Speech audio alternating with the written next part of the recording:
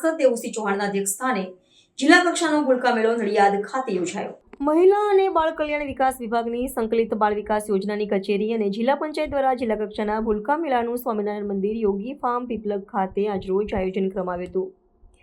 સાંસદ શ્રી દેવુસિંહ ચૌહાણના અધ્યક્ષસ્થાને યોજાયેલા ભૂલકા મેળામાં વર્ષ 2022-23ના જિલ્લા કક્ષાના 3 અને ઘટક કક્ષાના 29 માતા યશોદા એવોર્ડ આપવામાં આવ્યા હતા। આ કાર્યક્રમમાં જિલ્લાની આંગણવાડીઓના ભૂલકાઓ દ્વારા સાંસ્કૃતિક અને દેશપ્રેમના મનોરંજન કાર્યક્રમને સૌનું આકર્ષણ જણાવ્યું હતું, જેમાં મૌદા તાલુકાના શેરી ગામની આંગણવાડીમાં અભ્યાસ કરતી 4 વર્ષની વિદ્યાર્થીની ક્રિશા ચૌહાણે ઝાંસીની રાણી લક્ષ્મીબાઈનું પાત્ર ભજવી રાષ્ટ્રગાન સંભળાવી સૌ કોઈને મંત્રમુગ્ધ કર્યા હતા।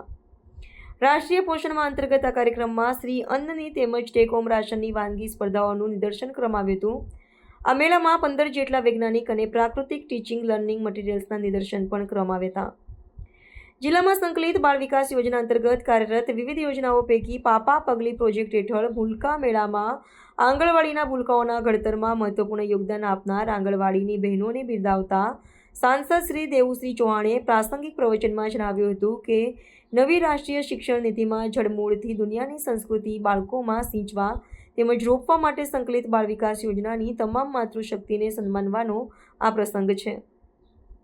પૂર્વ પ્રાથમિક શિક્ષણના પ્રોજેક્ટ પાપા પગલી અંતર્ગત બાળકોના સર્વાંગી વિકાસ અને તેનું આકલન કરવામાં બાળકના જન્મથી લઈ 6 વર્ષના સમયગાળો તેના વિકાસ માટે ખૂબ મહત્વનો હોય છે। બાળકના વિકાસના શારીરિક, બૌદ્ધિક, સામાજિક, ભાવનાત્મક, સર્જનાત્મક અને ભાષાકીય આ તમામ 6 પાસાઓ આંગણવાડીમાં બાળકોના વિકસાવવાની જવાબદારી વાલીઓને સરકારે સોંપી છે, તે સુપેરે નિભાવો અને સાચા અર્થમાં માતા યશોદા બનો છો।